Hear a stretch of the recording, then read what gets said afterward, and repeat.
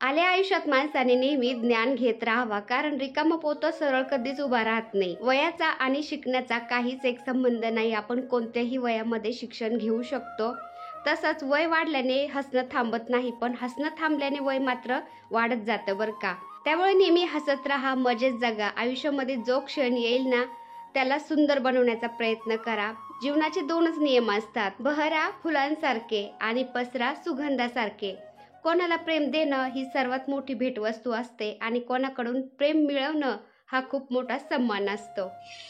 नमस्कार मंडळी, मी छाया. आपल्या सर्वांचं आपल्या आणखीन एका नवीन व्हिडिओमध्ये अगदी मनापासून स्वागत करते. तर आज संध्याकाळी व्हिडिओ स्टार्ट केलाय मी. हे पाठीमागं जनावरं संध्याकाळ झालेली आहे, त्यांच्या घराकडे त्यांची ओढ लागली जनावरांची. चाललेत घरी हळूहळू चरत चरत. किती छान वातावरण आहे ना, खूप भारी वाटतं. आणि इथं फौजी साहेब, सागर आणि राजूचं काय चाललंय हे पहा. राजू पण आलाय, फौजी साहेब पण आलेत आणि त्यांच्या बॅगा भरायचं काम चालू आहे. तर गाडी आली होती मध्ये, त्यामुळे थांबले होते. तर यांचं बॅगा भरायचं काम चालू आहे. काल पण अर्ध्या बॅगा भरल्या आणि आता पण अर्ध्या भरतेत. तर जे पॅशन फ्रूटचे झाडं लावायचेत ना त्यासाठी भरतेत. आता हे पॅशन फ्रूटच्या बिया लावून देऊ त्याच्यामध्ये. बऱ्याचशा ताई बोलल्या मला पॅशन फ्रूटचे झाडं पण लागतात, तर त्याच्या पण बिया लावून देते आता. तर 15-20 दिवसात किंवा महिन्याभरात ते रोपं तयार होते. रोपं तयार झाली की मी तुम्हाला सांगन. तर चला, काल ज्या बॅगा भरून ठेवल्या होत्या ना त्याच्यामध्ये पण कॉइन प्लांट, स्पायडर प्लांट आणि गलंड्याचे रोपं लावायचे, ते पण लावते आता. पाणी भरून ठेवलं होतं त्या मातीमध्ये, म्हणजे माती ओली झाली ना झाड छान पटकन रोपलं जातं. तर हे पा, नर्सरीतून माती आणून टाकलेली तिथं आणि तीच माती भरते. आता आमच्या इकडे सगळं मोकळं वातावरण आहे आणि माती भरपूर आहे, पण ती माती ना अशी खारटाची म्हणतात, अशी पांढरी पांढरी. किंवा त्याच्यामध्ये माती जर कुंडीमध्ये माती भरली आणि पाणी जर टाकलं तर ही मातीने एकदम अशी कडक झाल्या जाती आणि त्याच्यामध्ये झाड येतच नाही व्यवस्थित. त्यामुळे अशी नर्सरीतूनच माती आणावं लागती. एवढी महाग आहे ना नर्सरीची माती, काय सांगायचं. अर्धी ब्रास केवढ्याला भेटते हो? 5,500. बापरे, 5,500 रुपये ब्रास माती भेटते नर्सरीमध्ये. पण त्याच्यामध्ये पोयटा, लाल माती, काळी माती आणि शेणखत सगळं मिक्स असतं. 5,000 रुपये ब्रास आम्ही असं इथं आणून टाकतो. वरच्या गार्डन मधले झाडं, खालच्या गार्डन मधले झाडं सगळे नर्सरीच्या मातीमध्येच लावलेले आहेत. त्याच्यामुळे झाडं एवढे छान राहतात. आणि महत्वाचं म्हणजे जे छोटे छोटे झाडं आपण पिशव्यांच्यात लावतो ना त्याला बोरचं पाणी अजिबात जमत नाही. बोरचं पाणी दिलं ना काय होतं, झाडं मरून जातात. त्यांना गोड पाणीच द्यावं लागतं हाताने, असं. तर एवढी काळजी घ्यावा लागती है ना. चरू द्या ते, काय करताय तुम्हाला, चरू द्या.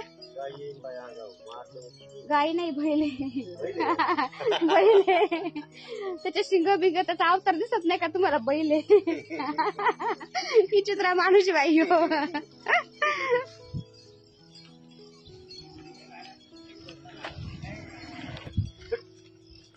ओ गप्पा मारन तो. मम्मी मला भीती वाटते त्याची, उठा ना तुम्ही. गप्पा ना राव. तर आपल्या पेरूचा छोटा पेरू निघलाय, म्हणजे चांगला आहे.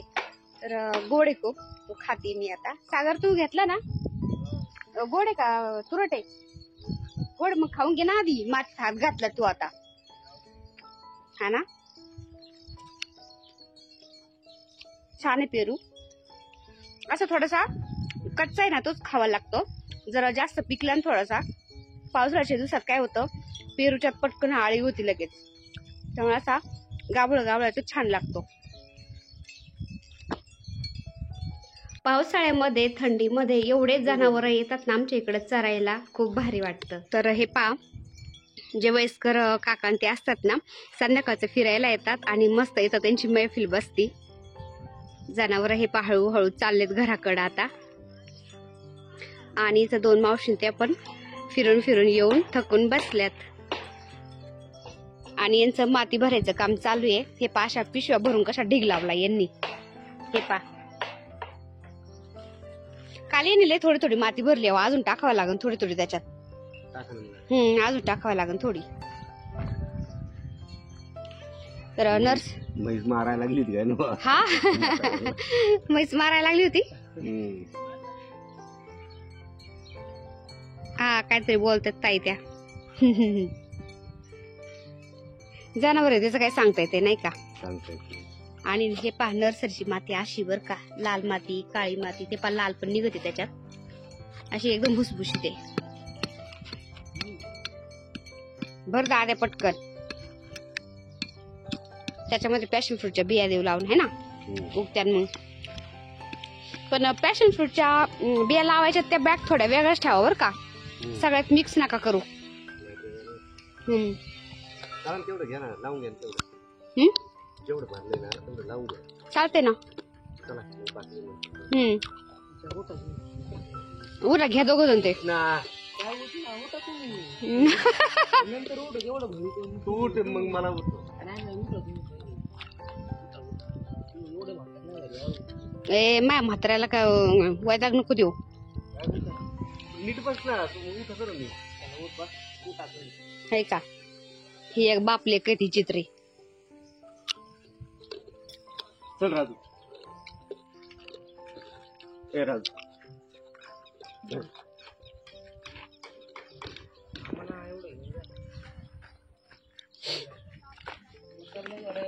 हा ना.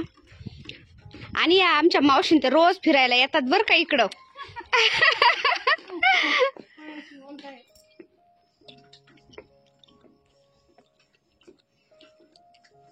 इथे लावल्या का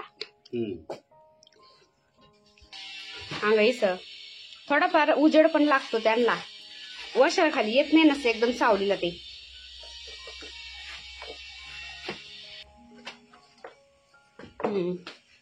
हे पा पॅशन फ्रूटच्या बॅग इकडच वेगळ्या लावल्यात, थोडंफार ऊन पण लागतं ना त्यांना, इथं ऊन येईल थोडस.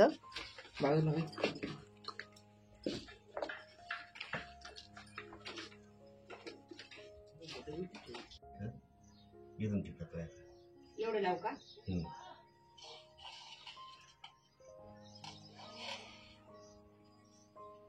मी अशा अशा लाईन मारते अशा. लय खोल पण नका लावू बरं का, उघडी पाहिजे. तुम्ही लय खोल लावतात. तर फौजी साहेबांनी त्यांच्या मित्राच्या इथून पॅशन फ्रूट आणले होते ना, त्याच्यातले काही बिया उरलेल्या होत्या आणि पाठीमाग 1-2 फळं निघले होते ना पॅशन फ्रूटचे, तर त्याच्यातून काही बिया निघलेल्या आहेत, तर आम्ही तशाच ठेवल्या होत्या त्या. आम्ही ऑनलाईन झाड मागवलं होतं ना पॅशन फ्रूटचं, 2 वेळा मागवलं होतं. पहिलं मागवलं होतं 350 रुपयाचं, तर घरी येऊपर्यंत त्याला अजिबात पानं राहिलेली नव्हते, तरी आम्ही तसंच लावून दिलं, म्हणलं ते छान फुटन नंतर, पण ते जळून गेलं. त्यानंतर पुन्हा आम्ही मागवलं, तर त्याला 2 पानं होते कवळे कवळे, तर ते लावलं मी मातीमध्ये ना ड्रममध्ये, तर ते छान फुटलं गेलं आणि त्यालाच आता पॅशन फ्रूट यायला लागले. तर ऑनलाईन पॅशन फ्रूटचं झाड मागवलं होतं ना, त्याला चॉकलेटी कलरचे असे ब्राऊन कलरचे जरा जरा फळं येतात आणि फौजी साहेबांनी त्यांच्या मित्राच्या इथून फळं आणले होते ना, तर ते पिवळे फळं होते. तर त्या बिया आम्ही 2-3 लावल्या होत्या ना, ते पण वेल छान झालेत आता, त्याला पण फळं यायला लागलेत. आणि बाकीच्या उरलेल्या बिया आम्ही तशाच जपून ठेवल्या होत्या, कारण आम्ही ऑनलाईन झाड मागवलं होतं ना, त्याची किंमत आम्हाला माहीत होती. कारण 300-350च्या खाली झाड मिळतच नाही, एवढे महाग झाड आहेत ना, तुम्ही ॲमेझॉनला सर्च करून पहा, अजिबात स्वस्त झाडं नाही आहेत. त्यामुळे आम्ही त्या बिया ठेवल्या होत्या, म्हणलं आपल्याला नंतर कामाला येतील.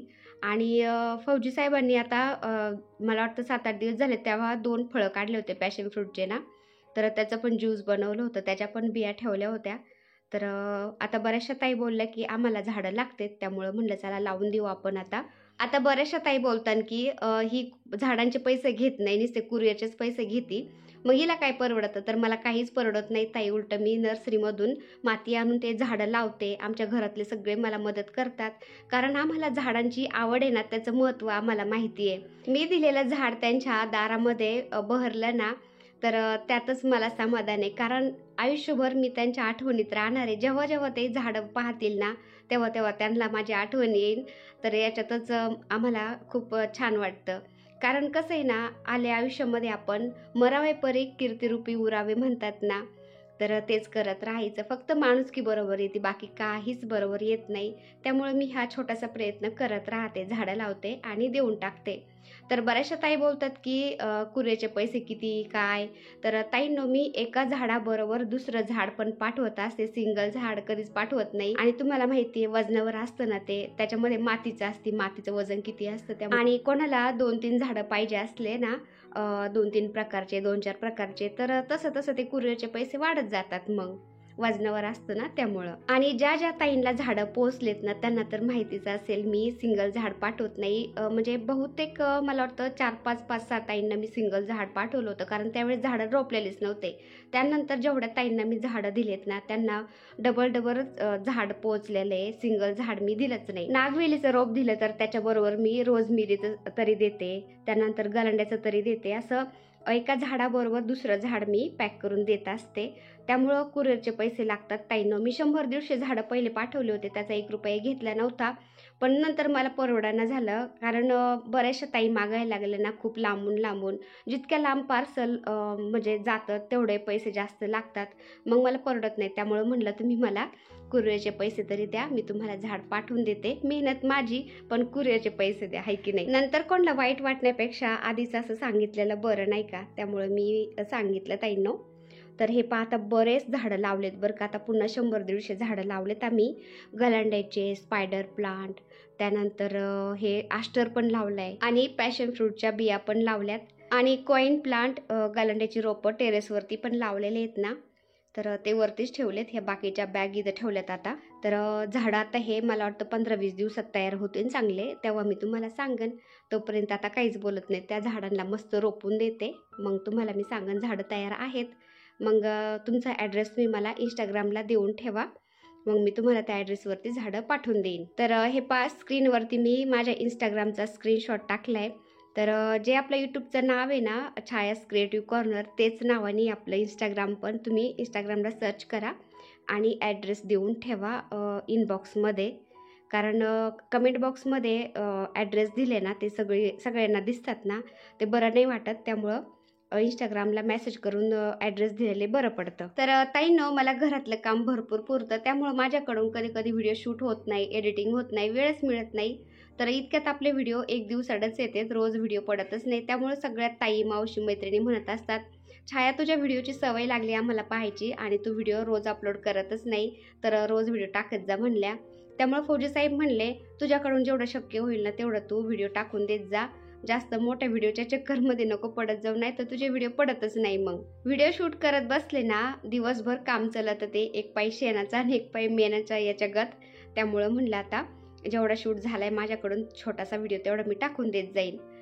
तर चला, आजचा छोटासा व्हिडिओ मी इथं सेंड करते. व्हिडिओ आवडला असेल तर एक लाईक नक्की करत जाता येईल. चॅनलवर नवीन असाल तर प्लीज आपल्या चॅनलला सबस्क्राईब पण करा. चला तर भेटूया पुन्हा अशाच एका छानशा व्हिडिओ बरोबर. तोपर्यंत बाय बाय. व्हिडिओ बघितल्याबद्दल खूप खूप धन्यवाद सर्वांचे. सर्वांना श्री स्वामी समर्थ.